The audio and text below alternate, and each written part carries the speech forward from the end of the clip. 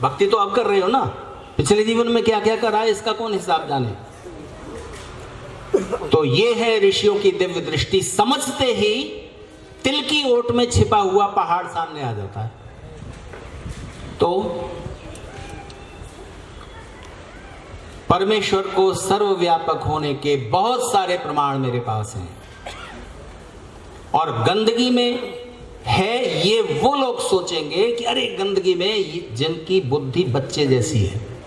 अच्छा एक बात बताइए, बिजली का नंगा तार जिसके ऊपर कोई प्लास्टिक रबर नहीं चढ़ी है, जिसमें करंट दौड़ रहा है, उसको गटर के अंदर से गुजारिए, बिजली गंदी हुई?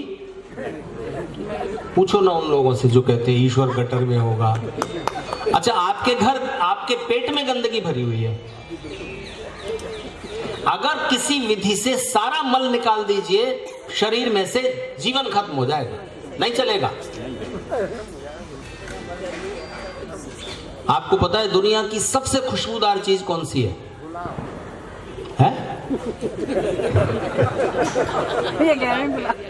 सबसे खुशबू वाली चीज जो अब मिलती नहीं है उसका नाम है कस्तूरी।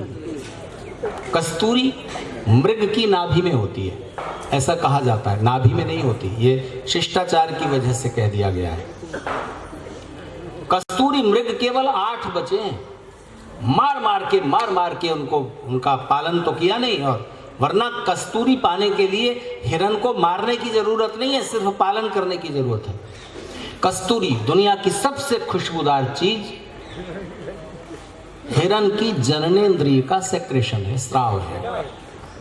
जब वो बाहर निकलता है उसकी जननेंद्रिय से, तब इतना दुर्गंधित होता है, इतना बदबूदार होता है कि आप पास नहीं खड़े रह सकते।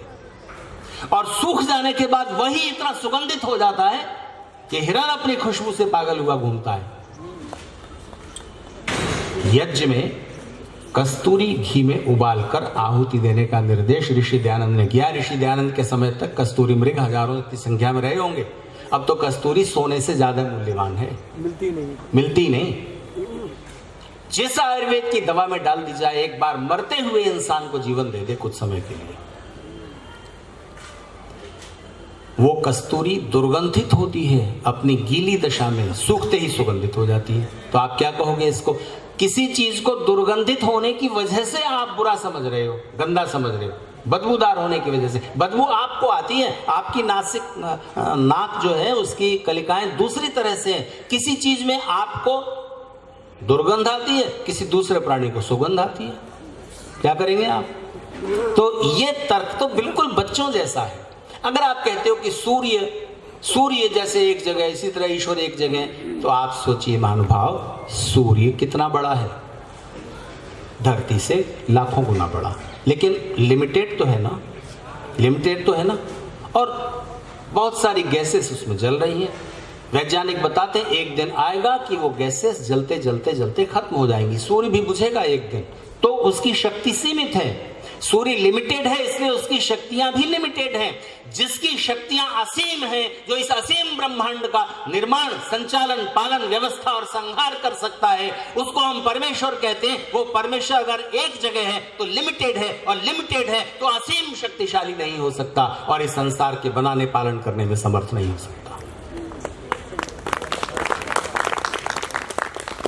इसलिए परमेश्वर का जो देवताओं का जो मुख्य विस्तार है, हिंदू माइथोलॉजी के अनुसार 3 मुख्य देव है ना, ब्रह्मा, विष्णु, महेश।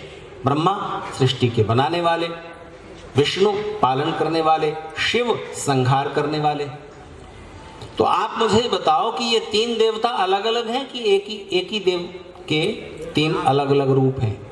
अगर ये 3 देवता अलग अलग हैं और इनकी कमेटी संसार को चला रही है, तो ध्यान रखिए दुनिया में कोई कमेटी कोई निर्णय सही और जल्दी नहीं ले सकती। सही लेगी तो जल्दी नहीं होगा, जल्दी लेगी तो सही नहीं ले सकती। केवल दुनिया में वही कमेटी कोई निर्णय सही और जल्दी ले सकती है जिसमें केवल 3 मेंबर हो, एक बीमार हो और दूसरा गैर हाजिर हो। ये बात एमरसन ने कही है, जहां तक मुझे याद है, वरना उनमें मतभेद रहेगा, ऐसा ही है, वैसा। तो ब्रह्मा कह रहे हैं कि मुझे संसार बनाना है, विष्णु कहते बनाओ, मैं नहीं करता पालन। शिव कहते हैं तो बनाओ, अभी बिगाड़ूंगा। तो एक फूल उग रहा है, पौधा उगा, निर्माण हुआ, रचना चल रही है, विकास हो रहा है। एक दिन उस पर कली आई, कली खिली, फूल अपने पूरे उस पर आया, तत्क्षण विनाश शुरू हो गया, मुरझाएगा फिर झड़ जाएगा। इसलिए प्रत्येक पदार्थ के अंदर निर्माण और स्थिति, पालन और प्रलय निरंतर चल रहे हैं। और वो निरंतर जो अभी रचना हुई, रचना होने के साथ विकास हुआ, विकास के तुरंत बाद क्षीणता शुरू हो गई। आप किस दिन बूढ़े होना शुरू हो गए थे? जिस दिन आपके शरीर की ग्रोथ पूरी हुई, जन्मे, विकास शुरू हुआ, विकास पूरा हो गया, उसके बाद शरीर में डिजेनरेशन शुरू हो गया। जितना डिजेनरेशन होता रहा उतना रीजेनरेशन होता रहा, तब तक आप युवा रहे। अब डिजेनरेशन ज्यादा हो रहा है, रीजेनरेशन कम हो रहा है, आप धीरे धीरे वृद्धावस्था की ओर जा रहे हैं, एक दिन ये शरीर क्षय हो जाएगा। ये प्रक्रिया निरंतर चल रही है। तो ये तीन देव अलग अलग नहीं है। इसलिए संसार की रचना, पालन और प्रलय के लिए उस परम शक्ति को एक होना और सब जगह मौजूद होना जरूरी है। एक एटम के अंदर इलेक्ट्रॉन, प्रोटॉन, न्यूट्रॉन जिस तरह घूम रहे हैं, दूसरे इलेक्ट्रॉन के अंदर भी, तीसरे इलेक्ट्रॉन के अंदर भी, एटम के अंदर भी जिस तरह इलेक्ट्रॉन, प्रोटॉन, न्यूट्रॉन का मूवमेंट चल रहा है, वो उन्होंने फैसला नहीं किया कि हम इस तरह घूमेंगे। और वो परमाणु अलग अलग हैं, उन सबके अंदर उन सूक्ष्म कणों को एक ठीक व्यवस्था में गति देते रहने के लिए हर परमाणु के अंदर ईश्वर को मौजूद होना जरूरी है। इससे भी ज्यादा जरूरी क्या है? इससे भी ज्यादा जरूरी यह है कि आप ये तो बताइए कि भगवान इस संसार की रचना क्यों करते हैं? अपने लिए नहीं। और ये जड़ जगत है सारा। फूल किस लिए है? अच्छा, गुलाब का फूल गेंदे फूल के लिए है, या गेंदे का फूल गुलाब के फूल के लिए बनाया है कि तू इसकी खुशबू ले और तू इसकी खुशबू ले? वो तो जड़ है, उनमें तो ज्ञान है नहीं। आम, अंगूर, केला किसके लिए बनाए हैं? ईश्वर ने। अपने लिए? ईश्वर तो खाते हुए दिखते नहीं। तो आम अंगूर के लिए और अंगूर आम के लिए है? ऐसा भी नहीं कि अंगूर आम का रस ले रहा हो और आम अंगूर का रस ले रहा हो। किसके लिए बनाया है ईश्वर ने जगत? हमारे आपके लिए। तो हमारे आपके लिए किसके हिस्से में कितने अंगूर आएंगे, किसके हिस्से में कितने फूल आएंगे, किसके हिस्से में कितने कांटे आएंगे, ये फैसला किस आधार पर होगा? कर्मों के आधार पर। तो कर्म अच्छा है या बुरा, ये ईश्वर को पता लगते रहना जरूरी है कि नहीं? किस आदमी ने कितने अच्छे काम किए, कितने बुरे किए, और अच्छा काम क्या है और बुरा काम क्या है, ये फैसला कैसे होगा? ये फैसला कैसे होगा अभी बताता हूं। अच्छा बताइए, किसी का मर्डर कर देना, किसी को मार डालना पाप है कि पुण्य? पाप। लेकिन अगर एक पुलिस ऑफिसर ने एक आतंकवादी को मार दिया ये देख करके कि ये भाग रहा है और ये बच गया, तो और 50 जगह बम विस्फोट करेगा, आतंकवादी कार्रवाई करेगा और उसने उसे गोली मार दी, ये पाप है कि पुण्य? पुण्य है ना। आगे चलिए, उस पुलिस ऑफिसर ने उसको गोली तो मारी ये जताते हुए कि दुनिया तो ये समझेगी कि आतंकवादी था, भाग रहा था और जगह आतंकवादी कार्रवाई करता है, इसलिए पुलिस ऑफिसर ने मार दिया। पर अंदर उसके भावना ये थी कि इसके हाथ में जो ब्रीफ केस है उसमें सोने के सिक्के हैं, मार दो, सिक्के मेरे और इसका एनकाउंटर बता दो। इस भाव अंदर ये था, तो ये पाप हुआ कि पुण्य? तो कोई भी कार्य पाप हो रहा है या पुण्य हो रहा है, ये तो भावना के आधार पर तय होगा ना, कि अंतर मन में इंटेंशन क्या था, क्या उद्देश्य छिपा हुआ था, वो हिडन एजेंडा क्या था, वो आपके मन में भावना कैसी थी, ये जानने के लिए परमेश्वर को हर जीवात्मा के अंतःकरण में मौजूद रहना जरूरी है। सारी बात व्यर्थ हो जाएगी अगर ईश्वर सब जगह मौजूद ना हो। ये बात तब पता लगेगी जब आप आर्य समाज में आएंगे। ये बातें आप तब समझ सकोगे जब आप ऋषि दयानंद के आविर्भाव के समय की कल्पना करोगे। क्या था वो जन्मदिन का क्षण और क्या थी वो बोध रात्रि। पूरी मानवता को और खास तौर से इस पूरे हिंदू समाज को बोध कराने के लिए ऋषि दयानंद के कितने उपकारों की गिनती की जाए। एक बहुत है कि उन्होंने हमारी आपकी तार्किक चेतना को जगा दिया। जानते हैं इस्लाम में क्या माना जाता है? अच्छे बुरे कर्मों के आधार पर ही तो स्वर्ग नरक मिलेगा। तो अच्छे बुरे कर्मों का हिसाब ईश्वर तो एक जगह है उनके हिसाब से, तो अच्छे बुरे कर्मों का हिसाब लेने के लिए 2 फरिश्ते हर इंसान के कंधों पर बैठे रहते हैं, दिखाई नहीं देते, पर वो लिखते रहते हैं। इसने अच्छा काम किया, बुरा काम एक लिखता है, अच्छा काम एक लिखता है। अच्छा, अगर ये माने तो क्या गलत बात है? आप धीरे धीरे ऋषियों के नजदीक आते जा रहे हो, क्योंकि आज आप ऋषि दयानंद के जन्मदिन पर यहां उपस्थित हुए हैं। क्या बात है? बात यह है कि फिर ईश्वर को सब जीवात्माओं के कर्मों का हिसाब लेने के लिए जितने जीवात्मा हैं उनसे दुगने तो फरिश्ते चाहिए, उनकी हेल्प चाहिए। तो जिस ईश्वर को हेल्प की जरूरत है, ईश्वर नहीं हो सकता। इसलिए इस्लाम के व्याख्याकारों ने अपनी व्याख्याएं बदली हैं 19वीं शताब्दी के बाद, और उन्होंने कहना शुरू किया है कि फरिश्ते क्या हैं? हमारे मन में आने वाले अच्छे बुरे विचार हैं जिनको ईश्वर अपनी दिव्य शक्ति से जानते हैं। तो कॉन्सेप्ट बदला कि नहीं बदला? अनजाने बदला, ऋषि का उपकार न मानते हुए बदला, लेकिन आंखें खोलने में, बुद्धि की आंखें खोलने में ऋषि दयानंद के किए हुए जो कार्य हैं वही भूमिका निभा रहे हैं। कौन सा पहलू ऐसा है जिस पर ऋषि दयानंद ने अपने विचार प्रस्तुत नहीं किए? वेदों के आधार पर, ऋषि परंपरा के आधार पर। आपको पता है रशिया ने यूक्रेन पर हमला किया, क्या समाधान है? क्यों आज धरती पर युद्ध और अशांति है? उसके पीछे राजनीतिक विचारधाराओं का टकराव, या धार्मिक विचारधाराओं का टकराव, या स्वार्थों का टकराव। इसको अगर वेद की भाषा में कहें तो कहीं पर भी युद्ध होगा, चाहे पति पत्नी में हो मनमुटाव होगा, झगड़ा होगा, चाहे 2 भाइयों में हो, चाहे 2 बिजनेस पार्टनर्स में हो, चाहे 2 पड़ोसियों में हो, चाहे 2 राष्ट्रों में हो, 2 धार्मिक समुदायों में हो, जहां भी झगड़ा होगा, जहां भी युद्ध होगा, जहां भी मनोमालिन्य होगा, कारण होंगे सिर्फ 2, या तो स्वार्थों का टकराव या अहंकारों का टकराव। समाधान क्या है? समाधान है स्वार्थों का ठीक से विभाजन करिए, स्वार्थ पूरा करने के जो साधन हैं उनका न्यायपूर्ण वितरण कीजिए, उस तरह कीजिए जिस तरह से देव लोग अपने ऐश्वर्यों का विभाजन करते हैं। देवा भागम यथा पूर्वे संजानाना उपासते। अहंकारों का टकराव दूर हो जाएगा जब आप हु इज राइट छोड़कर व्हाट इज राइट ढूंढना शुरू करेंगे।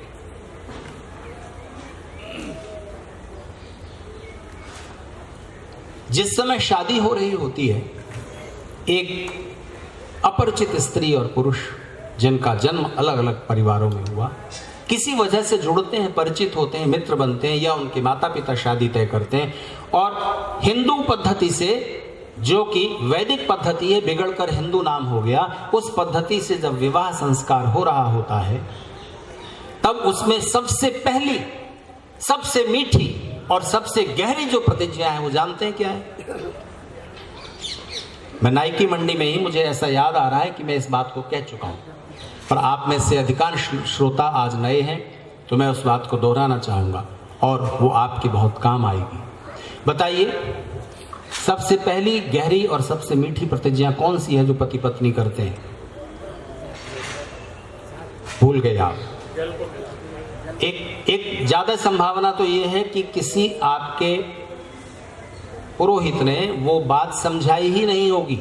अगर आप आर्य समाज से जुड़े हुए नहीं हैं तो, थोड़ा भी जुड़े हैं और आपने आर्य समाज के धर्माचारी को बुलाया है संस्कार कराने के लिए, तो उन्होंने जरूर वो प्रतिज्ञा बताई होगी और कराई होगी, समझाई होगी। ये अलग बात है कि आपने फिर भुला दी होगी, लेकिन प्रतिज्ञाएं, कोई भी अच्छी बात मन की गहराई तक उतारने के लिए बड़े बड़े उपाय करने पड़ते हैं। केवल मुंह से कह देने से बात दिल की गहराई तक पहुंच जाए काफी नहीं होता, उसके लिए जेस्चरिक लैंग्वेज इस्तेमाल करनी पड़ती है, सिंबॉलिक लैंग्वेज इस्तेमाल करनी पड़ती है, तरह तरह की धार्मिक परंपराओं के द्वारा वर्ष प्रतिवर्ष बताया जाता है ये काम इसलिए कर रहे हो। जितनी कठिन बात है जो मन आसानी से स्वीकार नहीं करेगा, उसको बताने के लिए उतनी ही अलग अलग तरह के तरीकों का इस्तेमाल करना पड़ता है, तो आप भूल जाते हैं। सुनिए प्रतिज्ञा, फिर सवाल पूछूंगा, इसलिए प्रतिज्ञा ध्यान से सुनना। जिन जिन की शादी हो चुकी है ध्यान से सुने। प्रतिज्ञा आपने ये की थी, अब हम दोनों के मन, पति और पत्नी ने कहा, अब हम दोनों के मन इस विवाह मंडप में मौजूद सभी देवगण सुने, माता पिता, गुरु, विद्वान, आचार्य, संबंधी, मित्र सब सुने। समंजन्तु विश्वे देवा, अब हम दोनों के मन इस तरह एक हो जाएंगे जैसे दो नदियों के पानी को एक जगह मिला दिया जाए, फिर उसको अलग अलग नहीं किया जा सकता। आप पानी को डिवाइड कर सकते हो हाइड्रोजन ऑक्सीजन में, पर 2 गिलासों का पानी एक बड़े जग में लोटे में मिला दो, फिर कोई तरीका है कि आप ये जांच सकोगे ये वाला पानी इस गिलास का और ये वाला पानी इस गिलास का? इस तरह आपके मन जीवन एक हो जाएं, एक हो जाएंगे, हम एक कर लेंगे अपने मन को इस तरह से। ये प्रतिज्ञा आपने की थी। अब सवाल, इस प्रतिज्ञा की रोशनी में बताइए, पति पत्नी में किसका स्टेटस बड़ा है, किसका रुतबा बड़ा है, कौन श्रेष्ठ है? दोनों बराबर हैं, दोनों बराबर हैं। ये उत्तर बिल्कुल गलत है। इस प्रतिज्ञा को समझे बिना ये उत्तर निकल रहा है। ध्यान दीजिए, समाज में और परिवार में स्त्री और पुरुष के अधिकार बराबर है, इक्वलिटी वहां है। आप अपनी बेटी को दूध अगर 1 किलो आया घर में, तो आप बेटे को ज्यादा पिलाओगी कि बेटे को? बेटी को। कोई भेदभाव नहीं करेंगे ना। ये 19वीं शताब्दी के बाद की घटना है, पहले की नहीं। पढ़ने के लिए बेटे को ज्यादा फीस वाले स्कूल में भेजोगे कि बेटी को? ये अब भी चल रहा है, ये अब भी है। पता नहीं अशोक शास्त्री यहाँ बैठे हैं कि नहीं। उन्होंने आर्य समाज राजा मंडी में एक भाषण दिया था। उनका एक वाक्य मुझे याद रह गया। आप चाहते हो कि आपकी बेटी की शादी हो तो अपनी ससुराल में रानी बनकर रहे कि नौकरानी?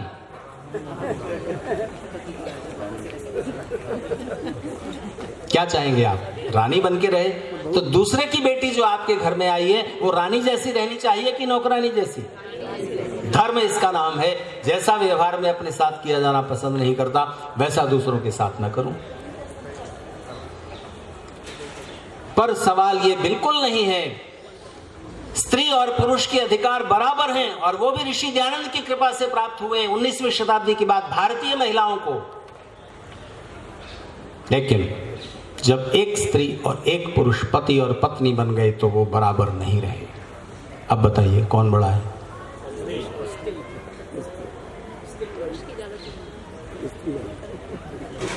तो कहीं पर मैंने एक व्हाट्सएप पढ़ा, मुझे किसी ने भेजा कि धन्य है वो स्त्री जो शादी के बाद पति के लिए इतना बड़ा त्याग करती है, अपने माता पिता, भाई बहन, सारे परिवार को छोड़कर दूसरे के परिवार की हो जाती है, दूसरे के माता पिता की सेवा जीवन भर करती है। दूसरे की केयर, ख्याल करना छोटी बात है क्या? और धन्य है वो पुरुष जिसने अपने सारे परिवार को, सारी धन दौलत, सारे ऐश्वर्य को एक स्त्री के हवाले कर दिया। लो ये तुम्हारा है। तो जब पति कहता है, जब मैं पूछता हूं कभी विवाह संस्कार कराने का अवसर हो, जब मैं ये बात समझाता हूं कि नहीं ये तो बिल्कुल गलत बात है, पति और पत्नी बराबर नहीं है, तो फिर वो थोड़ा सचेत होते हैं। तो पति कह देता है पत्नी श्रेष्ठ है। फिर पत्नी से पूछो तो वो भी सम्मानजनक शब्दों में कह देती है नहीं पति का बड़ा है। ये उत्तर मीठा है, सच ये भी नहीं है। अब सच बताइए।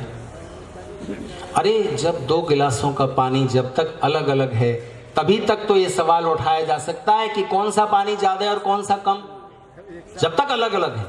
जब गिलासों का पानी एक ही हो गया तब कौन सा पानी ही नहीं रहा ना, एक ही हो गया।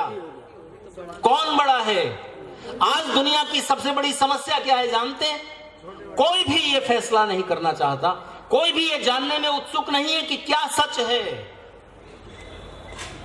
न हिंदू, न मुसलमान, न ईसाई, न जैन, न बौद्ध, सब इस कोशिश में कि हु इज राइट, कौन सच है, हम सच हैं। पति पत्नी की ईगो अगर अलग अलग रहेंगी, उनके अहंकार अलग अलग रहेंगे, तो ईगो क्लैश होता रहेगा, अहंकारों में टकराव होता रहेगा, और कभी भी व्हाट इज राइट नहीं ढूंढेंगे, क्योंकि बीच में हु इज राइट आ गया ना। जैसे ही अहंकार प्रबल होता है वैसे ही मैं सच हूं ये बात मजबूत हो जाती है, और हु इज राइट के फेर में व्हाट इज राइट कभी नहीं मिलता। दोनों मिलकर सोचेंगे, मन एक हो गए तो दोनों मिलकर सोचेंगे, क्योंकि दोनों के सुख एक है, हित एक है, तब फिर व्हाट इज राइट ढूंढा जाएगा।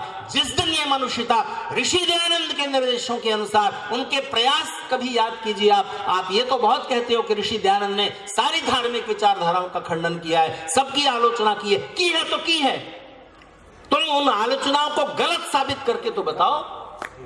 ऋषि दयानंद ने सारे धार्मिक विचारधाराओं में जो तर्क के खिलाफ था, जो बुद्धि के खिलाफ था, जो साइंस के विज्ञान के नियमों के खिलाफ था, जो ईश्वरीय भावना के खिलाफ था, उन सब की आलोचना की है, उन सबको क्रिटिसाइज किया है। लेकिन सारे धर्माचार्य मिलकर ऋषि दयानंद की एक लाइन की आलोचना नहीं कर पाए हैं। और हमारा दावा है, हम इस मंच के साथ, पूरे चैलेंज के साथ कहते हैं कि आप एक बात गलत बता दो, एक बात गलत बता दो, हम सारी बातों को छोड़ देंगे मानना। वेद में एक बात गलत निकाल दो जो तर्क के विरुद्ध हो, पूरी मनुष्यता के कल्याण के विरुद्ध हो, जो विज्ञान के नियमों के विरुद्ध हो, जो सृष्टि के नियमों के विरुद्ध हो, एक बात निकाल कर बता दो, हम वेदों को मानना छोड़ देंगे। और हम ये अपेक्षा करते हैं कि आप ये चुनौती स्वीकार करो और आप सिर्फ इतनी बात कहो कि जितनी बात हमने गलत सिद्ध की है आपके धर्म ग्रंथों में, आप उतनी ही बात गलत मान लो, बस बाकी सब मानते रहो, उतनी ही बात गलत मान लो। ये चुनौती स्वीकार करने के लिए कोई तैयार है आज? मतलब कोई ये जानने में उत्सुक नहीं है कि व्हाट इज राइट, सत्य क्या है, सही क्या है, हु इज राइट का झगड़ा है। और इस हु इज राइट के झगड़े में पूरी मनुष्यता फंसी हुई है। इसलिए अंधेरा दूर करना है तो उपाय एक ही है, प्रकाश का सृजन कीजिए। कोई दीपक गलत तरीके से जला रहा है, हम उसे समझा सकते हैं, लेकिन कोई बहुत समय से कमरे में बंद रहा है और उसकी आंखें रोशनी की अभ्यस्त नहीं रही हैं, उसको रोशनी खराब लगती है। रोशनी से केवल चिढ़ उसको होती है जो चोर है, रोशनी से चिढ़ उसको होती है जिसकी आंखें बंद कर दी गई हैं, रोशनी से चिढ़ उसको होती है जिन्हें प्रकाश अच्छा नहीं लगता।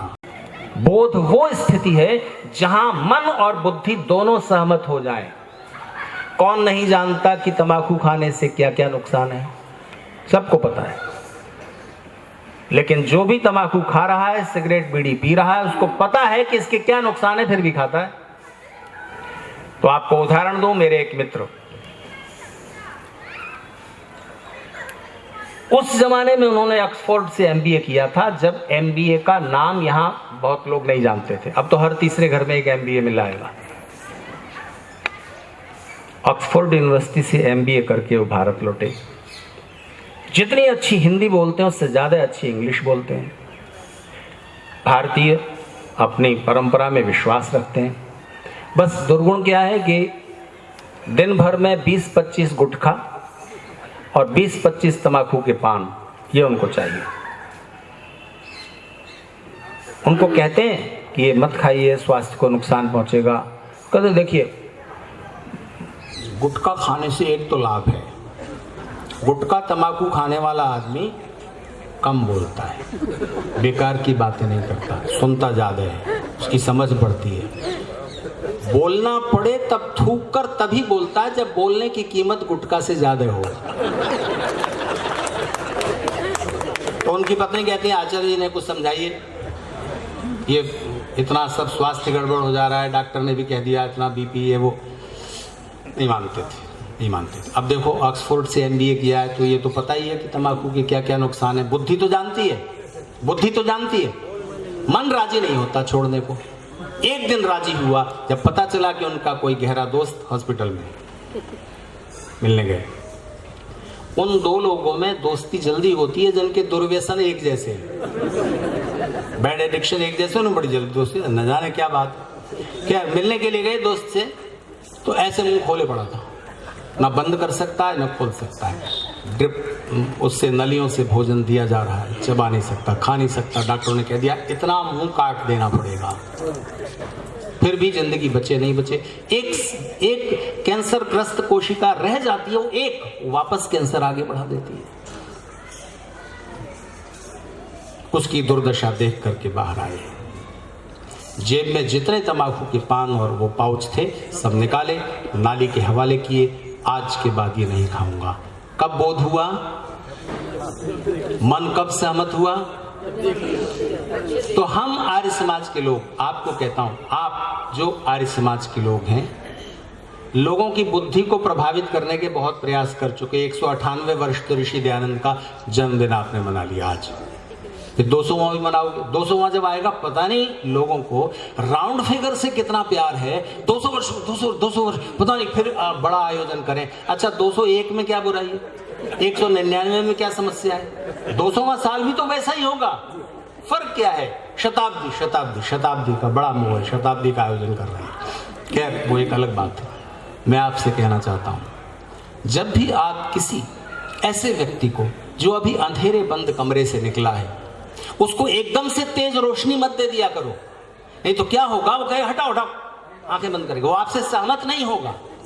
इसलिए पहले मन को छुएं, उसके मन में ये विश्वास दिलाएं कि आप उसके बड़े हितचिंतक हैं, उसकी भलाई के लिए कह रहे हैं और सचमुच कह रहे हैं। फिर उस तरीके से कहिए जिसमें कड़वाहट ना हो।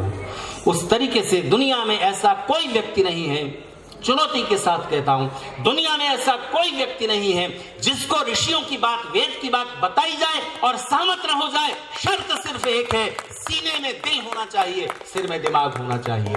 अगर ये दोनों चीजें हैं तो ऐसा हो नहीं सकेगा कि आप प्रकाश सामने प्रस्तुत करें और अंधेरा भाग न जाए।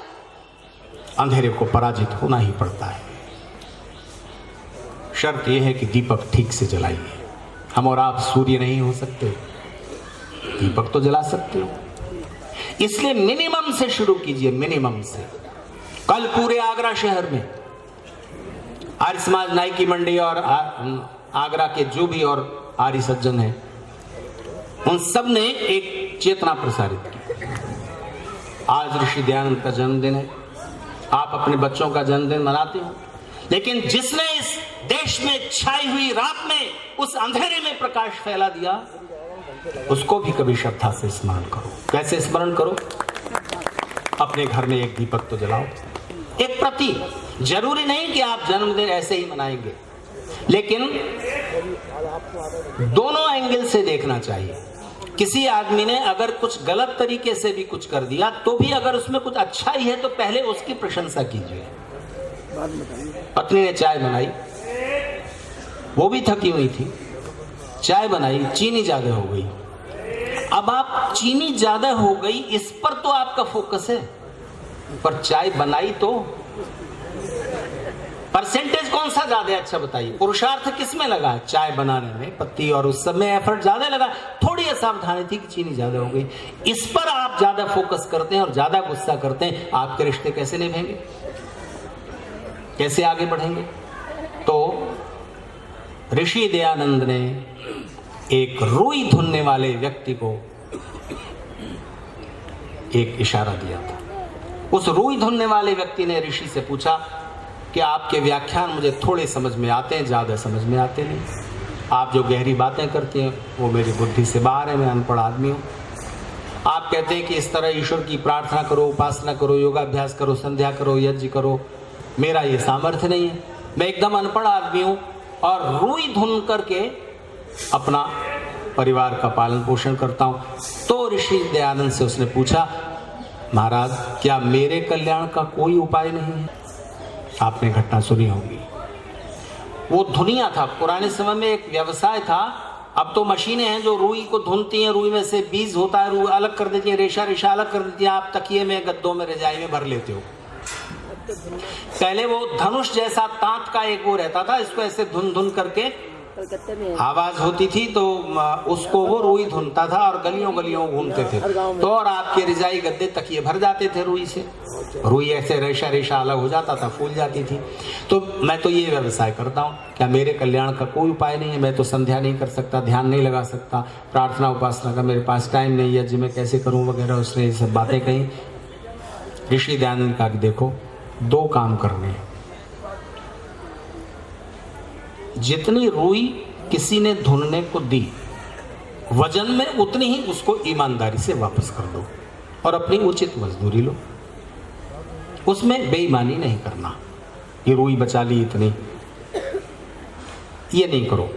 और छोटा सा शब्द है ओम, ये तो याद हो गया ना, ओम एक बार कहते याद हो जाता है। और इसका अर्थ है, हे आनंद देने वाले परमेश्वर, रक्षा करने वाले परमेश्वर, मेरी बुद्धि को ठीक रास्ते पर लगाओ, मेरे जीवन के दुख दूर कर दो, इतना तो कह सकती हो ना ईश्वर से।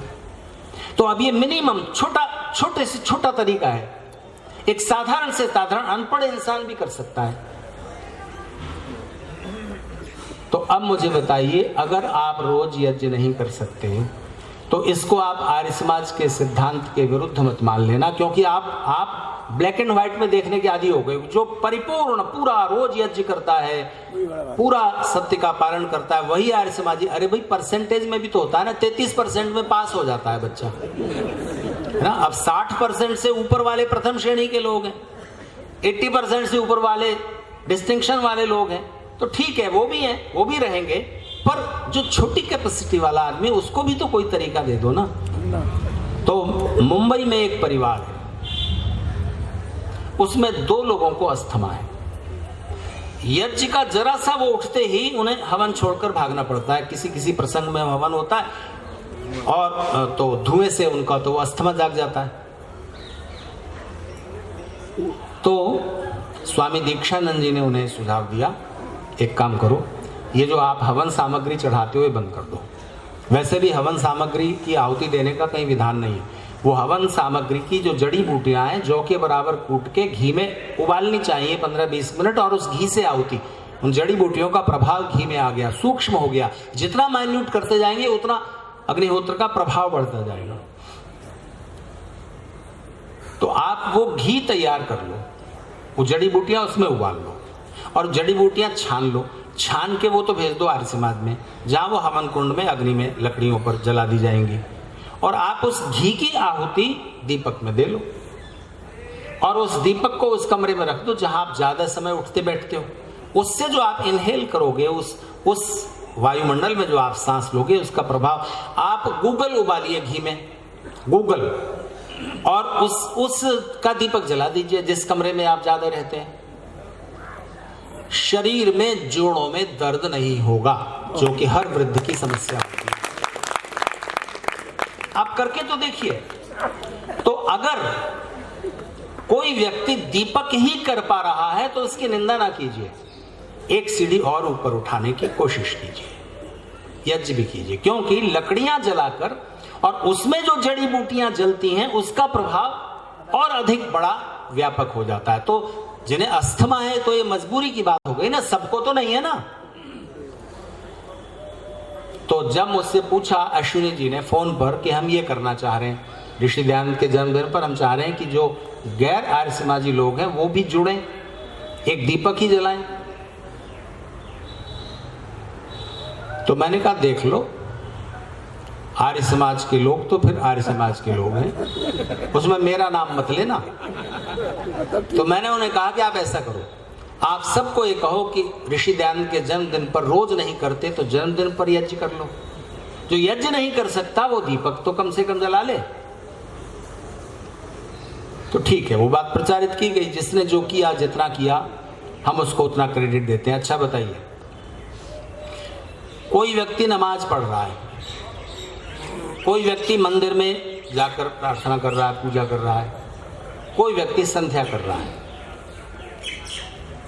तो अब आप मुझे बताइए, और एक अफ्रीका के जंगली कबीले में पैदा हुआ इंसान जब सूरज उगता है तो वो उसी को भगवान मानता है और उसको प्रणाम कर लेता है। एक दूसरे कबीले में पैदा हुआ इंसान, एक वृक्ष है वहां, जिस वृक्ष से उसकी चोट लग जाए तो पत्तों के रस से इलाज हो जाता है, जिससे उसे छाया मिलती है, जिससे उसे फल मिलते हैं, जिससे उसकी दवाई हो जाती है। उसी वृक्ष को वो भगवान मानता है और प्रणाम कर लेता है।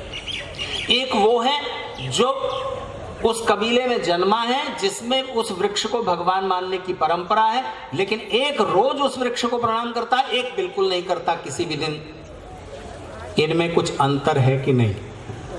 और जो उस वृक्ष को प्रणाम कर रहा है, अफ्रीका के जंगली कबीले में पैदा हुआ, उसको ईश्वर इसका कुछ आध्यात्मिक पुरुषार्थ का फल देंगे कि नहीं देंगे? क्या विचार है आपका? एक हिंदू की तरह बोल रहे हो कि आर्य समाजी की तरह?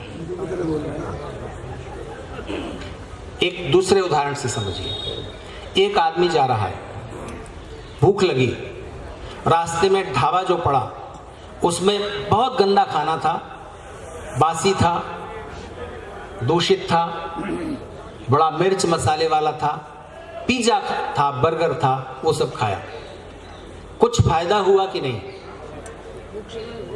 पेट तो भरा ना, भूख तो मिटी ना, पर ऐसा तो नहीं है कुछ भी पोषण नहीं होगा। मान लीजिए अकाल पड़ गया या ऐसे इलाके में फंस गया कोई जहां ना कोई होटल है, ना ढाबा है, ना घर है, ना आदमी है, तो उसने घास छील करके, घास ऐसे करके खा ली, फायदा होगा कि नहीं होगा? होगा ना भाई, पेट तो भरा और कुछ पोषण भी मिलेगा, ज्यादा नहीं मिलेगा, लेकिन नुकसान भी होगा। अगले दिन कई दिन तक तो लेटरिन नहीं आएगी। हो सकता है उस घास खाने के चक्कर में कुछ जहरीली घास भी अंदर चली जाए, ठीक है ना? तो अब ऋषियों की दृष्टि समझिए, कोई व्यक्ति कैसा भी पुरुषार्थ कर रहा है, छोटे से छोटा एफर्ट भी बेकार नहीं जाएगा, उसका फल होगा। लेकिन एक आदमी भोजन कर रहा है उल्टा सीधा, रोज पिज्जा बर्गर खाता है, रोज उल्टा सीधा ऐसे ही होटलों में खाता रहता है। एक दूसरा प्रॉपर भोजन लेता है, जितना कार्बोहाइड्रेट चाहिए, जितना फैट चाहिए, जितनी विटामिन चाहिए, जितना प्रोटीन चाहिए, उतना सब एक नपा तुला संतुलित आहार लेता है। लाभ किसका ज्यादा है? तो संतुलित आहार की निंदा नहीं है, ये उसका समर्थन मत करो जो जंक फूड खा रहा है रोज, लेकिन उसका बिल्कुल फायदा नहीं है, ये तो नहीं कह सकते आप। तो अच्छा बताइए, जब आप यज्ञ करते हैं तब आपको पता होता है कि आप ईश्वर से क्या कह रहे हैं?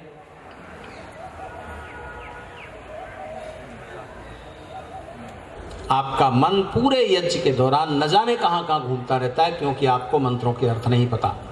हाथ से सामग्री उठाई और अग्नि में डाल दी, इसमें और मूर्ति पूजा में कोई खास अंतर नहीं है। अंतर तो है पर खास अंतर नहीं है। जिस दिन आप समझकर यज्ञ करने लगोगे, उसके संदेश, अग्नि के चारों ओर पानी क्यों फैलाया, संदेश समझकर करने लगोगे तो आपका मन उसमें जुड़ जाएगा। खैर, मैं अपनी बात को विस्तार नहीं देता, 12:01 हो चुका है, बस 1 मिनट की बात और आपसे करूंगा। हम सूर्य नहीं बन सकते, अपने हिस्से का एक दीपक तो जलाएं। दीपावली क्यों मनाते हो? दीपावली इस सामाजिकता का, इस सामूहिकता का भाव जगाने के लिए है कि आप अकेले नहीं जी सकते हो। मनुष्य सामाजिक प्राणी है, सूरज नहीं है। कार्तिक की अमावस्या सबसे अंधेरी रात होती है, प्रकाश का दूर दूर तक कोई अस्तित्व नहीं होता। उस समय हम सूर्य के न होने को, उसके अभाव को दूर कर सकते हैं। अपने हिस्से का एक दीपक जलाइए। एक एक व्यक्ति एक एक दीपक जलाता है, पास पास रख देता है और दीपकों की माला तैयार होती है। अंधेरे को पराजित होना पड़ता है। माना कि ऋषि दयानंद नहीं है, ऋषियों की परंपरा का वो युग समाप्त हो गया, पर ऋषियों की विचार हमारे पास है, वो दृष्टि हमारे पास है। अपने हिस्से का एक एक दीपक जलाइए और अंधेरे को पराजित होना पड़ेगा। एक सवाल और बात समाप्त कर दूं, बताइए, सूरज बड़ा है कि दीपक? एक बच्चा भी जवाब देगा सूरज बड़ा है। पर एक कवि की दृष्टि से देखिए, महादेवी वर्मा, हिंदी की प्रसिद्ध कवयित्री, वो कहती हैं, सूर्य तो भूषण है गगन ही का। सूर्य तो ईश्वर की रचना है और आकाश का भूषण है। सूर्य तो भूषण है गगन ही का, पर तुम्हारा सृजन यही दीपक। रोशनी का सृजन करने का अधिकार परमेश्वर ने अपने बाद केवल मनुष्य को दिया है। आप ही दीपक बना सकते हो, रोशनी क्रिएट कर सकते हो। सूर्य तो भूषण है गगन ही का, पर तुम्हारा सृजन यही दीपक। रात में सूर्य से बड़ा दीपक, रात में सूर्य से बड़ा दीपक। अच्छा, क्यों दीपक जलाते हो? पुराना युग की बात थी, मिट्टी का दीपक बनाया, तेल भरा बत्ती बनाई, जलाया। अरे स्विच ऑन करते हैं, बल्ब जलता है, बिजली से रोशनी हो जाती है। तब फिर दीपक का क्या अर्थ है? अर्थ है संदेश देने वाला अर्थ है। किसी बल्ब में यह ताकत नहीं है कि वो दूसरे बल्ब को ज्योति से भर सके। केवल ये दीपक है जो इस संदेश को प्रसारित करता है। एक जलता हुआ दीपक, उसका दायित्व है, उसकी जिम्मेदारी है और उसमें सामर्थ्य है कि बुझे हुए दीपक से जरा सा छू जाएगा, उसको भी प्रज्वलित कर देगा, उसको भी रोशन कर देगा। हर एक आर्य समाज से जुड़े हुए व्यक्ति का, हर एक ऋषियों की विचारधारा से जुड़े हुए व्यक्ति का एक कर्तव्य है, आप एक जलते हुए दीपक हो। बुझे हुए दीपकों को अपने संपर्क में लाओ या खुद को उनके संपर्क में ले जाओ। रात में सूर्य से बड़ा दीपक, बस इतना काम कर दीजिए और आप देखेंगे अंधेरे को पराजित होना पड़ा है। दुष्यंत कुमार हिंदी के बड़े प्रसिद्ध कवि हुए, उनकी कुछ पंक्तियां सुनाते हुए बात समाप्त करूं। इस नदी की धार से ठंडी हवा आती तो है, नाव जर्जर ही सही लहरों से टकराती तो है। इस नदी की धार से ठंडी हवा आती तो है, नाव जर्जर ही सही लहरों से टकराती तो है। साधनों के नाम पर तो कुछ नहीं है पास में, पर एक दृढ़ संकल्प से भरपूर एक छाती तो है। एक चिंगारी कहीं से ढूंढ लाओ दोस्तों, इस दिए में तेल से भीगी हुई बाती तो है। एक चिंगारी की जरूरत है। 740 करोड़ दीपक बुझे हुए पड़े हैं। मनुष्यों की आबादी 740 करोड़ है इस समय।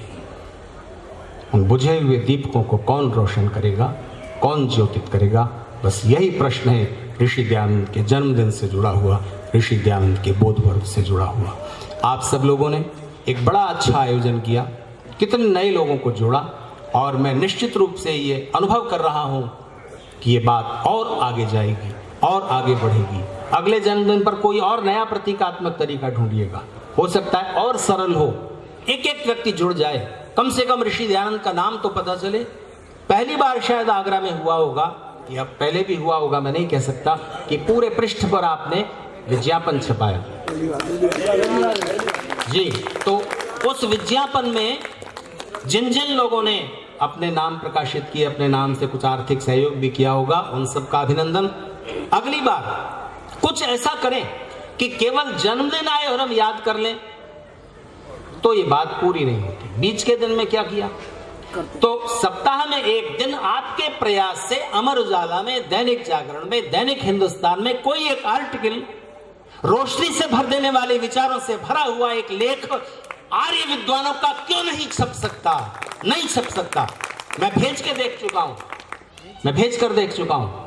मैं उतना अच्छा बोल नहीं सकता हूं जितना लिख सकता हूं, लेकिन मैंने ये समझ लिया कि उस लिखने का कोई अर्थ नहीं है। जहां पर पहुंचना चाहिए अंधेरों के बीच, दीपक आखिर कहां जलाओगे? जहां पहले से 10 दीपक जले हुए, जहां अंधेरा है वहां ठीक है ना। जो लोग कभी आर्य समाज की पत्र पत्रिकाएं नहीं पढ़ते, वहां तक विचार पहुंचे। आप भेजते रहिए, लेख वापस आ जाएंगे। उसके लिए तो कुछ और अंडर द टेबल कोशिश करनी होती है। हमारे आदरणीय मनोज खुराना जी जानते हैं, तो वो कोशिशें करने में हिचकिचाइए नहीं। दिल और दिमाग दोनों को छूना है, अंधेरे में दीपक जलाना है। आप सबका फिर से बहुत बार अभिनंदन करता हूं। और ऋषि दयानंद के जन्मदिन और बोध पर्व दोनों के बीच में थोड़ी सी 2 दिन की दूरी है, और हम मनुष्य जीवन में एक बड़ा सौभाग्य कि हम मनुष्य जीवन में आए, लेकिन इसमें दूसरा जन्म हो जाए, ऋषियों की विचारधारा से हम परिचित हो जाएं, अंधेरे में प्रकाश फैलाने में समर्थ हो जाएं। फिर से आप सबका अभिनंदन करता हूं। धन्यवाद।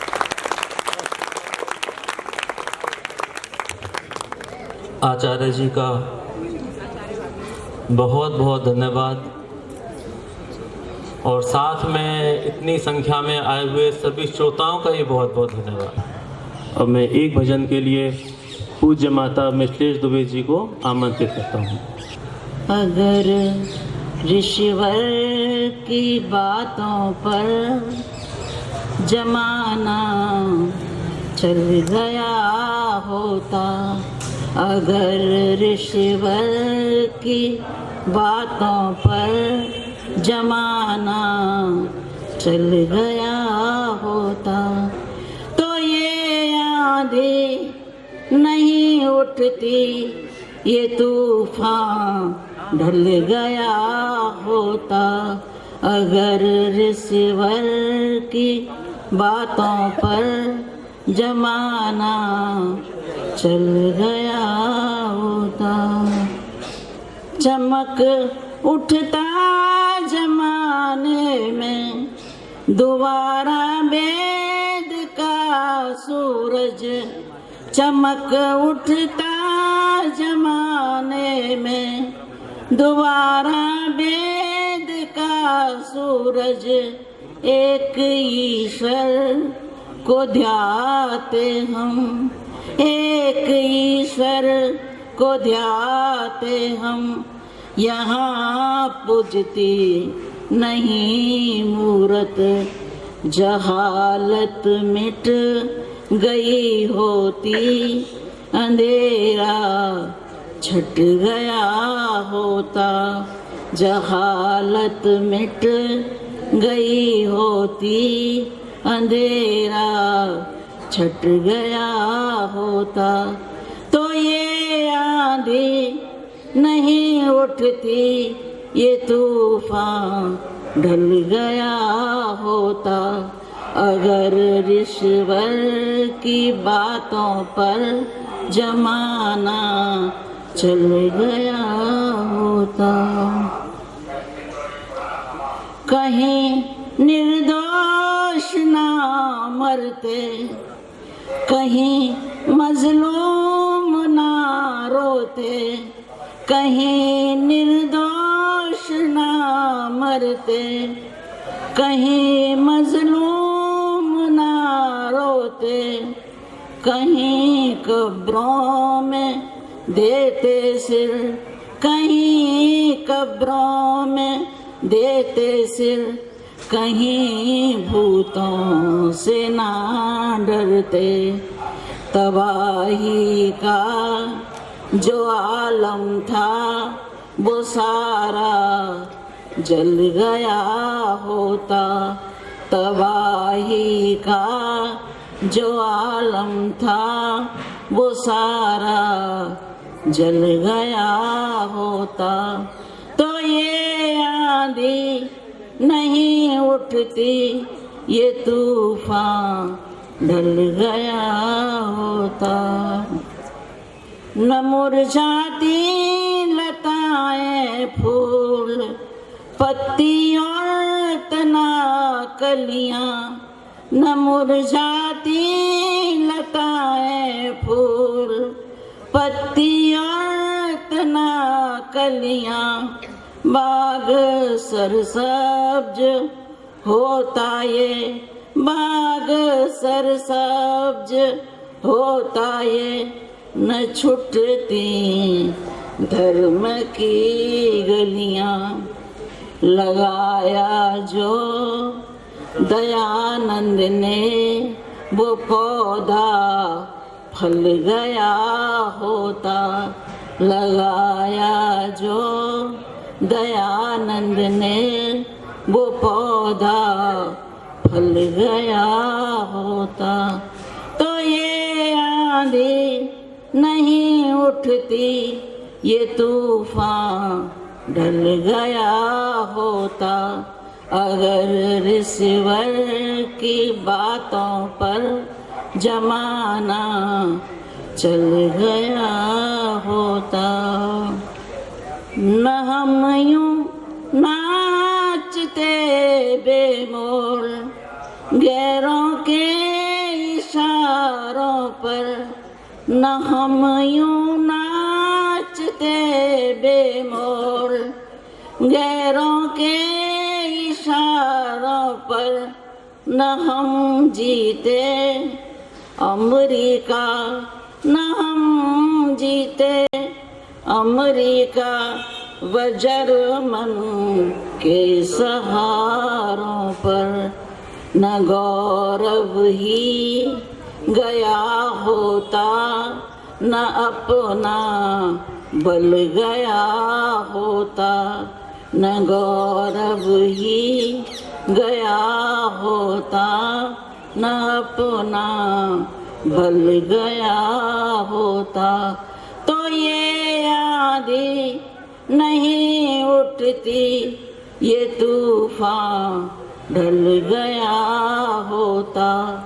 अगर ऋषिवर की बातों पर जमाना चल गया होता। पूज्य माता जी का बहुत बहुत धन्यवाद। अगर ऋषिवर की बातों पर जमाना चल गया होता तो ये आंधी नहीं उठती, ये तूफान ढल गया होता। हमारे यशपाल गुरु जी इस भजन को, उनका सबसे प्रिय भजन था। जब भी कोई वार्षिकोत्सव हो, स्थापना दिवस हो, तो वो कहते थे कि बस बेटा उसी को सुना दो। तो मुझे लगा कि जब कल ये कार्यक्रम हो रहा था तो गुरु जी का स्मरण आया। और थोड़ा स्मरण नहीं, बहुत स्मरण आया, क्योंकि आज हम जो कुछ भी हैं उसमें पूज्य यशपाल आर्य गुरु जी का बहुत बड़ा योगदान है। तो मैंने कहा कि एक वही भजन जो वो हमेशा सुनते थे, उसी भजन को सुना देना। अब मैं पूज्य माता शांति नागर जी को आमंत्रित करता हूँ कि वे कविता के माध्यम से हम सबको कृतार्थ करेंगी। पूज्य माता शांति नागर जी। ॐ विश्वानि देव सवितर्दुरितानि परासुव यद्भद्रं तन्नासुव। सम्माननीय वागीश जी, वेद वक्ता भैया कुलश्रेष्ठ जी, यहाँ उपस्थित सभी आर्य बंधु और बहनों, आज हम महर्षि दयानंद का 198वां जन्मदिन मना रहे हैं। वेदों का पुनरुद्धार किया, वेदों का पुनरुद्धार किया वो दयानंद सन्यासी था, जिसने स्वराज्य का मंत्र दिया, वो पहला भारत वासी था। जिसने वेदों की ज्योति जलाई यहाँ, जिसने सोतों की किस्मत जगाई यहाँ, जिसने वेदों की ज्योति जलाई यहाँ, जिसने सोयों की किस्मत जलाई यहाँ। कष्ट अगणित सहे थे हमारे लिए, वो कहो कौन था, वो कहो कौन था। वो दयानंद था, वो दयानंद था, वो दयानंद था, वो दयानंद था। जो ये नहीं मान रहे हैं कि वो दयानंद था, वो नहीं बोल रहे हैं। जो मान रहे हैं वो बोलो। वेद की पोथियां थी जलाई गई, धर्म की नीतियां थी मिटाई गई। वेद की पोथियां थी जलाई गई, धर्म की नीतियां थी मिटाई गई।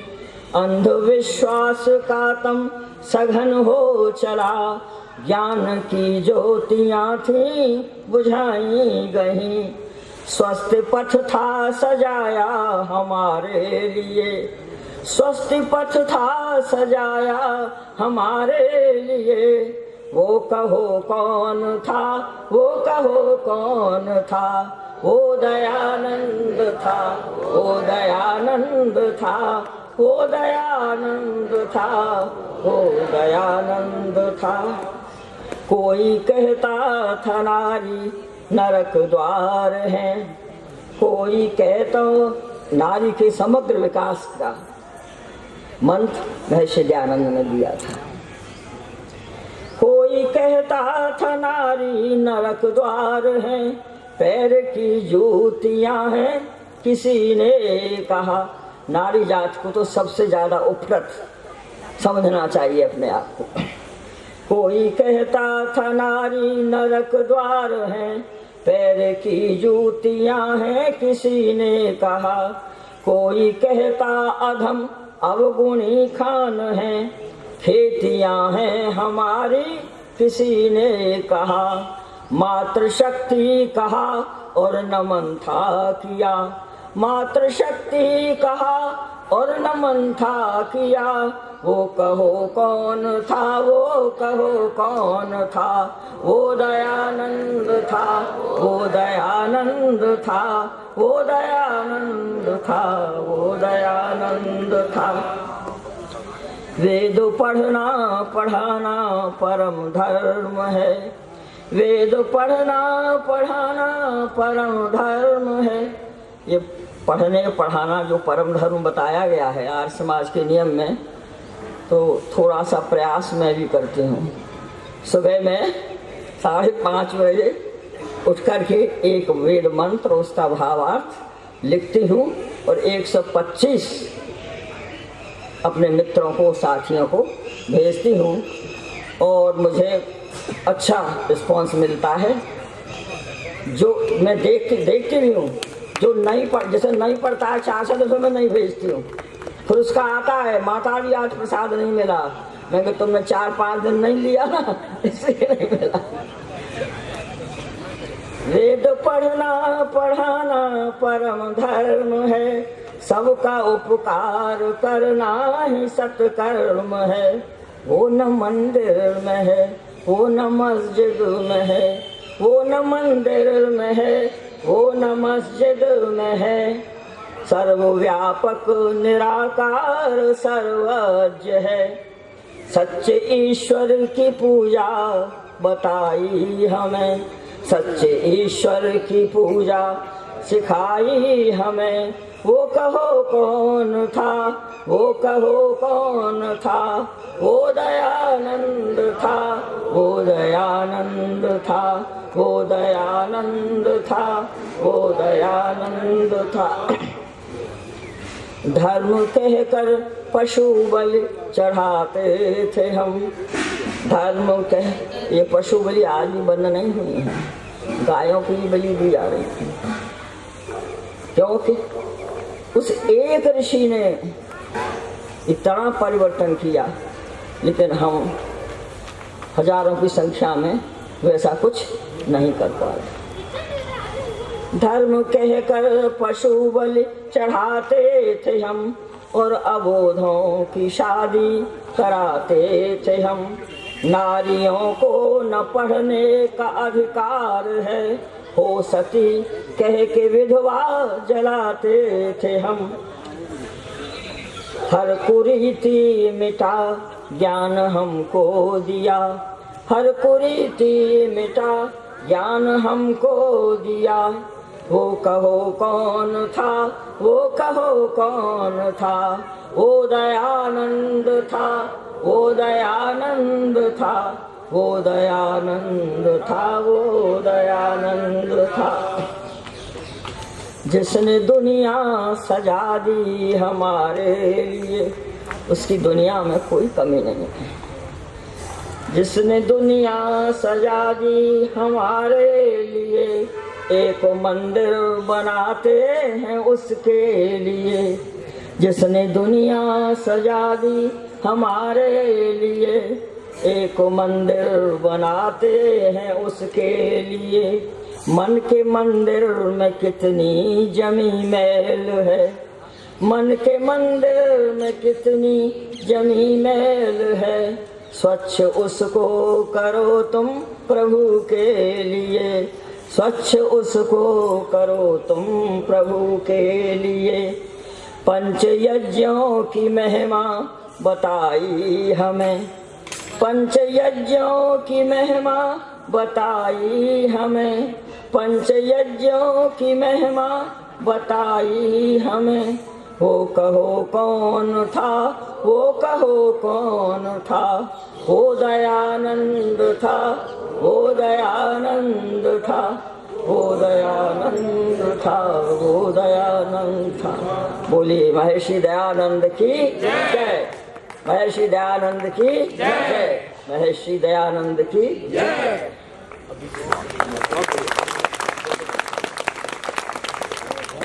हमने जितनी कल्पना की थी उससे अधिक संख्या में आप सभी लोग आए।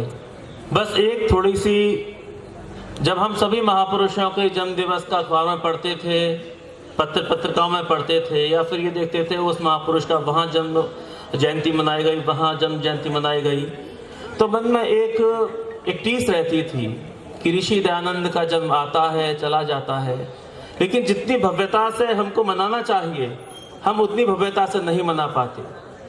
तो एक छोटा सा प्रयास हमने किया था कि उस दिन जितने भी आर्य समाज के लोग हैं सभी लोग अपने यहाँ पर दीपक जलाए। लेकिन यहाँ तो दीपक भी जलाए और यहाँ तो घर भी सजा दिए, यज्ञ भी रचा दिए। यानी हमने तो केवल दीपक जलाने की बात करी थी, लेकिन हमें था कि बस आर्य समाज में जल जाए, कुछ परिवार में जल जाए। लेकिन कल 7 बजे जब व्हाट्सएप पर 7 बजे बाद जब फोटो आना शुरू हुआ तो धड़ धड़ इतने फोटो की, सैकड़ों की संख्या में फोटो हमारे पास आ गए। तो हमने कहा कि छोटी सी बात हमारी कहां से कहां तक पहुंच गई। और दीपक आगरा में जले, परिवारों में जले। हमने तो कहा कि 11, 5 कौन आते थे, अश्वनी कितने जलाएं, 11 जलाएं, 5 जलाएं। मैंने कहा ये परंपरा नहीं है, ऋषि को याद करना आप एक भी जला सकते हो। लेकिन लोगों ने 198 दीपक अपने घरों में कई लोगों ने जलाए। शमशाबाद आर्य समाज, फ्रीगंज आर्य समाज कमला नगर, आर्य समाज नायकी मंडी और बालाजीपुरम, शाहगंज आर्य समाज, लोगों ने अपने घरों में जलाए, फिर समाजों में जलाए, पार्कों में जलाए। और ये दीपक यहाँ भी जले, अपने देश में जले और देश से बाहर भी जले। हमने स्वामी जी से फोन किया, मैं स्वामी जी दीपकों का कुछ कार्यक्रम रखा है, तो बोले कि अश्वनी जी क्या करना है। मैंने कहा दीपक जलाने। बोले कितने में, कितने में जला लीजिए। हम तो 1, 11 जितना सामर्थ्य, ज्यादा बता दें तो लोग नहीं जलाए, इसलिए हम तो कम ही बता के चलते थे। स्वामी जी बोले हम तो पूरे 198 जलाएंगे और गांव को बुला कर जलाएंगे।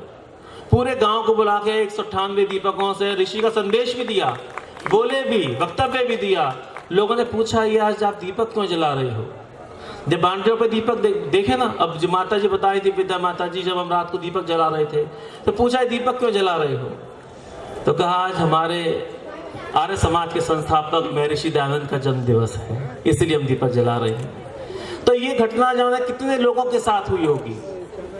अब इस बीच हमने एक बात रखी थी कि हम ऐसे 3 लोगों का सम्मान करेंगे जिन्होंने बहुत भव्यता के साथ इस बात को माना हो। तो उन 3 लोगों को हम बुलाना चाहते हैं, तो जिन्होंने हमारे एक कहने पर पूरा गांव भी इकट्ठा कर लिया और दीपक भी जलाए। तो सबसे पहले मैं स्वामी रामानंद जी को बुलाता हूं कि वे मंच पर आएं और जो भव्यता के साथ अपने यहाँ जलाए गए दीपक, वो हमारे वीरेंद्र कन्वर जी, जिन्होंने अपने लाइटें भी लगाई, दीपक भी जलाए, वीडियो भी भेजी। आर्य समाज नायकी मंडी के प्रधान जी ने भी बहुत भव्यता के साथ कार्यक्रम किया। लोगों ने दीपक जलाए, प्रसाद भी बांटा, बोले हमें भंडारा भी करेंगे, हम कुछ ना कुछ देंगे लोगों को। कॉलोनी के लोगों को पिलाया। तो ये देखकर बड़ी प्रसन्नता हुई। अब मैं राजीव खुराना जी और रजनी खुराना जी को आमंत्रित करता हूं कि उन्होंने भी बहुत प्रेम के साथ ऋषि गाथा को लगाते हुए और बड़ी मस्ती में तालियां बजाते हुए जन्म जयंती का उत्सव मनाया। और इस पूरे कार्यक्रम के संयोजक रहे, जिनका विशेष हम उनके ही बदौलत इस कार्यक्रम को यहाँ पर संपन्न कर पाए।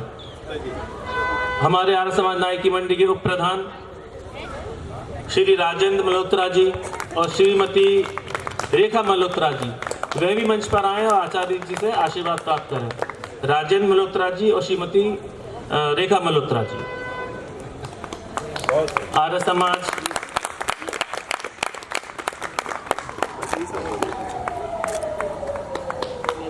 अब मैं आमंत्रित करता हूं श्री कुलदीप सिंह गुजराल जी को कि वे मंच पर आए और आचार्य जी से आशीर्वाद प्राप्त करें। श्री कुलदीप सिंह गुजराल, ये जो भी ये व्यवस्था है भोजन की, वो आपके ही सहयोग से है। आपने कहा कि ऋषि का कार्यक्रम है, और जब कहा कि इतने लोगों को बुलाना है तो बोले इतने को क्यों, पूरे सूर्यनगर को बुलाओ और लंगर चलवाओ यहाँ पर। तो और जितना अधिक से अधिक आप कर सकते हो उतना अधिक से अधिक करो, मैं पूरा सहयोग करूंगा। तो आपका भी इसमें पूरा सहयोग रहा। और 6 हर महीने के पहले रविवार को आर्य समाज नायकी मंडी में सत्संग होता है। कि आर्य समाज नायकी मंडी में पहला कोई सा भी रविवार पड़े, किसी भी तिथि पर पड़े, तो वे आर्य समाज नायकी मंडी में सत्संग है। और ये परंपरा सालों से हमारे गुरु जी यशपाल आर्य जी ने चलाई है कि पहला विशेष हम अधिवेशन करते हैं तो बिना सूचना के वहां पर हम जा सकते हैं। तो आर्य समाज नायकी मंडी आप सभी का बहुत बहुत धन्यवाद करती है। अब मैं सोचूं मैं किस किस का नाम लूं, तो मैं किसी का नाम नहीं ले रहा। हमेशा ये गुप्ता परिवार हमारा सहयोग करता रहता है, तो हम चाहते हैं कि इन्हें भी सम्मानित किया जाए।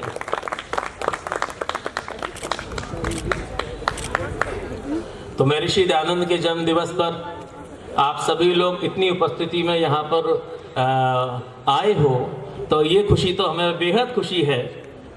और अब मैं अपने प्रधान खुराना जी को धन्यवाद के लिए आमंत्रित करता हूँ।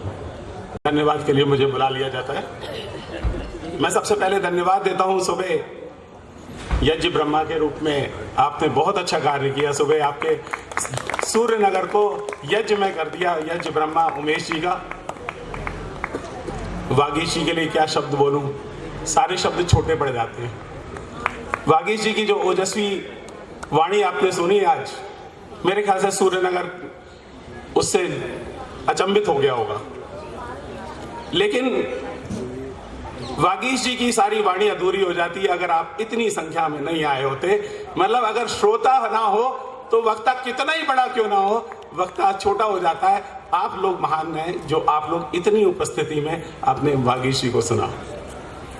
धन्यवाद की श्रृंखला में सूर्य नगर के समस्त वासी धन्यवाद के पात्र हैं।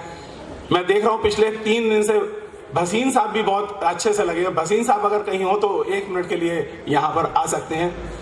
मैं अपने सभी आर्य बंधुओं को, मैं अब नाम नहीं लेना चाहता क्योंकि मैं देख रहा हूँ हर आर्य समाज से इधर से अगर नाम लेना शुरू करूंगा तो कुछ लोग छूट जाएंगे, तो वो कहेंगे मेरा नाम नहीं लिया। इसलिए मैं नाम लेने की परंपरा यहाँ समाप्त करता हूँ। स्वागत करें। वैसे तो स्वागत की कड़ी में आप सब सूर्यनगर वासी स्वागत के हकदार हैं और सारे आर्य समाजी से हकदार हैं। आर्य समाज नाई की मंडी ने एक छोटी सी पहल करी थी। मुझे याद है कि आर्य समाज नाई की मंडी से मंच से मैंने बोला था कि महर्षि दयानंद को याद कर लो, उसके जन्मदिन पर एक दीपक तो जला दो।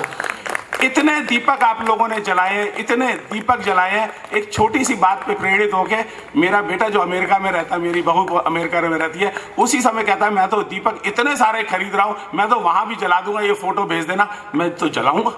महर्षि दयानंद का नाम तो लो, वहां पर नाम तो होना चाहिए। महर्षि दयानंद का नाम का मतलब है सत्य को आगे बढ़ाना। तो महर्षि दयानंद की एक ही सोच थी, सत्य सत्य सत्य के आधार पर इस वैदिक परंपरा को आगे बढ़ाना। इस वैदिक परंपरा को आगे बढ़ाने के लिए जो आचार्य जी ने कहा है, बारंबार आपका धन्यवाद है, धन्यवाद है, धन्यवाद।